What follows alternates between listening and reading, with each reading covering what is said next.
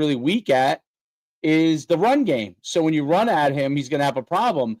That's another area that an overly tall tackle will not be able to dominate. So it becomes now Micah Parsons, and I use him as an example because everyone's like, wow, and obviously the defensive end from the Browns, who just signed a huge contract, is tall and fast. Myles Garrett, right? He's tall and fast, but he's a different guy. Like they could kind of visualize what that guy can do, but now you get a tall guy that's trying to run block a shorter, squatty, quick guy, and he's not getting into him. He might be getting into them, on the run game, right? So it's really, really interesting because I think a lot of the general managers in the NFL, and I was an NFL agent for 6 years, and having dealt with quite a few, actually the guys that are now general managers, a lot of them, and you know how this is in the NFL, like they kind of, those guys were like, I would say mid-level personnel guys when I was an agent. I stopped doing it in 2021. And now they're GMs, a lot of them. And I think that they're like, they don't really know how to handle the kind of that type of player at the offensive line.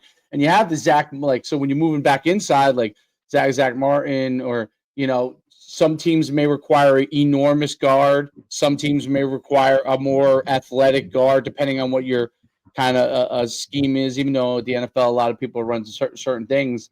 But there's different types of players that you got to combat because Aaron Donald happens to be a unique character, right? So it becomes a lot more of the personnel matchups and the development of that guys and his specific skill sets. That's why I always found interesting too, because you keep 8 offensive linemen usually in that range on the NFL. That's really difficult because 2 of them are jack of all trades kind of guys. Yep. And they kind of have to go in any spot, and the other guys are more specialized that are the starters. What do you see as like ways to continue to combat that on the development side? If there is a way, because it's so that's the one thing that to me is so interesting, how like they think they solved it and then they didn't solve it. You know what I mean? Yeah. Well, with how analytical NFL and all sports in general are getting, there's certain like metrics that they put a lot of value into. But one thing that was quite surprising that we kind of discovered a number of years ago was like back when the Pro Bowl was actually like an actual game and not all this nonsense they do now. You could look at like the average height and weight of every position in the NFL, and you look at the Pro Bowl team, and it was always a little bit shorter and a little bit lighter than the league average. And it was fascinating because it was kind of goes to your point is, there's some people who just want these massive earth movers. And, Bill Callahan used to say that there's a certain height number where he wouldn't want to draft a kid because at some point the hips are too far off the ground, and it's going to be really hard to get your hips, because like the old low man wins adage, it's not like your pad level, it's can you get the height of your hips under your opponent's hips. That more often than not is going to be the deciding factor of who's getting pushed back and who's not. But a lot of it is the information that's given in those meeting rooms. The coaches who go, this is our system. This is how we teach pass protection. We always set on this angle. We're going to use 2 hands all the time. Well, it doesn't take long, but for those other guys on the other side of the ball to realize they have a whole toolbox of pass rushes. And so rather than going, well, my pass set on this protection, I'm going to go kick, punch. Well, why can't we have more information on our end so we can kind of create and formulate our own system on our side to combat an Aaron Donald or a Micah Parsons or a Bosa, like guys who have unique talents, skill sets. Like I played with Dwight Freeney for 4 years and get like one of I was going to ask that. Because he was ahead of his time. He would, if he played now, he would be even more so on a different level. I think he was one of those transitional guys, right? That kind of took that position to a different, limelight, right? Especially with you've seen the evolution of defenses kind of change with the way offenses have and evolved. You know what I'm saying? A lot more zone, a lot more pass protection, not so much downhill run game, even though I think you're seeing a lot more of that now with more, tight end sets. You see a lot of it coming back a little bit full circle. But I think in the development, especially for, like coach high school guys like we do, you know what I mean? To ask kids to go from a 3-point stance to a 2-point stance, just in general, like just that in itself, mind-blowing, right? Of how long it takes a kid to really understand the intricacies. And I think that's what separates it as you go level to level, is the individual, kind of dialing in and focusing on the individual talents of a kid, what he can do, not so much just the system-based stuff, cookie cutter coaching, I call it, right? Like across the board, we do this. No, I have a guy that can do this. Let's, and then formulate it around that. Yeah, and what Dwight Freeney was so good at, and I loved listening to him talk to the rookie linemen, because he would say, his most famous pass rush is what?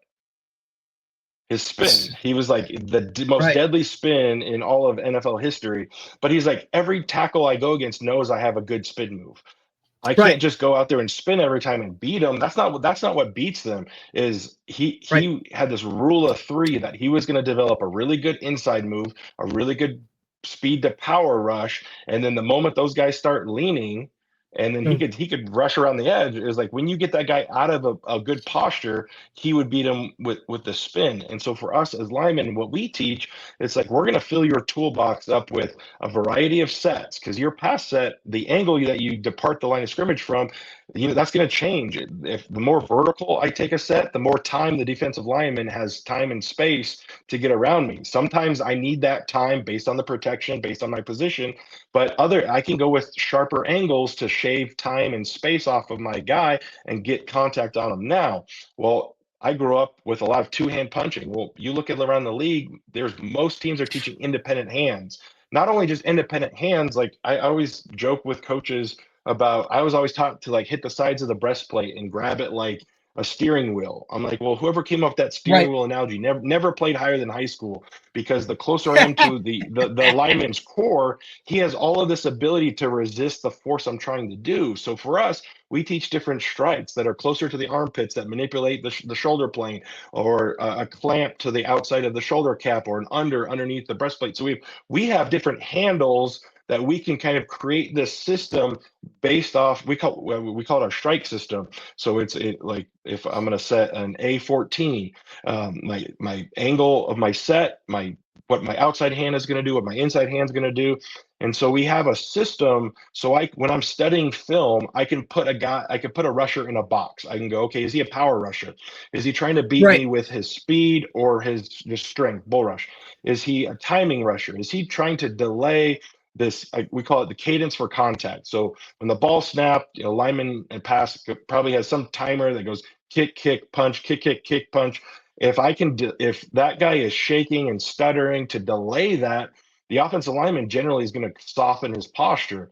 So I need to know, if he's trying to delay my time, then I need to be really, really in tune with my posture before contact's made. Or is he a finesse rusher? Is he trying to break down, chop, swipe, rip? Is he trying to break down what I'm doing with my hands? If I can put my rusher in one of those boxes, well, then I'm not just going, okay, here's 2 jet, I'm going to do the exact same rush. I can take the play, apply it to who I'm going against, and then because I have my toolbox full with information of how to use my body differently, I can be way more effective. So you can take a guy who maybe not be your blue chip or your first round draft pick height and weight, speed, and you give him more information, he can be more consistent. And that's what our program's done at every level of this game.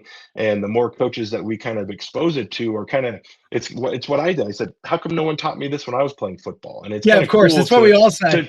Exactly. And so, like when coaches go to those clinics and they take away that one thing that's kind of their mantra for the season, and then we get to work with them and they're like, holy smokes, it's like you've reinvented football for me. It's like, we're not trying to be reinventors of the game. It's like, let's make this game better and push this, especially with our position group, offensive linemen. Let's make us as good as we can. obviously from the professional standpoint, that's going to make you more valuable to a team, bigger contracts, more money on that end. But then just overall, as it trickles down, you're developing better linemen as a coach who may be starting in college.